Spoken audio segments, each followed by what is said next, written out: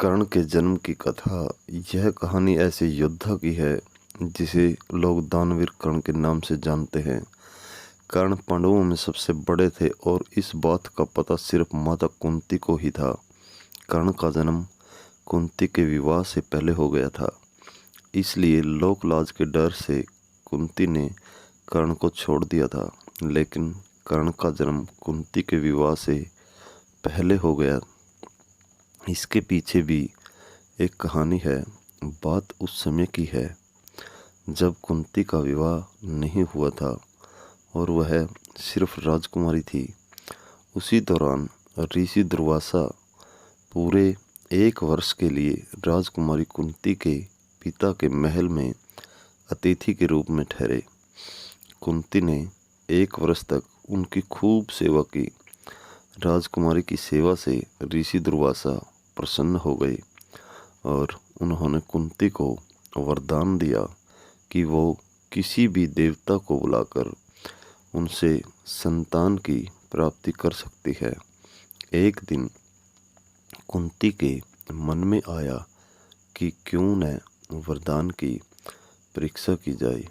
ऐसा सोचकर उन्होंने सूर्य देव की प्रार्थना की करके उन्हें बुला लिया।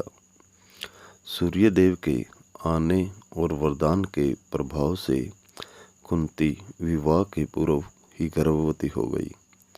कुछ समय बाद उन्होंने एक पुत्र को जन्म दिया जो सूर्य देव के समान ही प्रभावशाली था।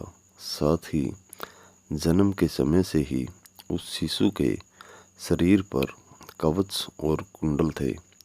कुंवारी अवस्था में पुत्र की प्राप्ति के कारण लोकलाज के डर से कुंती ने उसे एक डिब्बे में बंद करके नदी में बहा दिया। बक्सा एक सारथी और उसकी पत्नी को मिला जिनकी कोई संतान नहीं थी। वो दोनों कर्ण के रूप में पुत्र को पाकर बहुत खुश और उसका लालन पालन करने लगे। यही सूर्य पुत्र आगे चलकर दानवीर कर्ण कहलाए और कई वर्षों बाद कुरुक्षेत्र के युद्ध में 500 पांडवों के सामने वह एक शक्तिशाली योद्धा के रूप में खड़े रहे। वैसे तो कर्ण एक महान योद्धा थे। कर्ण को युद्ध के दौरान ये पता भी चल गया था कि कुंती उनकी माता है, लेकिन वह मित्रता के कर्ज में बंधे हुए थे और उन्होंने अपने भाइयों के विरुद्ध युद्ध किया और वीरगति को प्राप्त हुए। दानवीर कर्ण जैसा आज तक इस दुनिया में कोई दानी पैदा नहीं हुआ। उन्होंने कभी किसी को खाली हाथ नहीं लौट आया।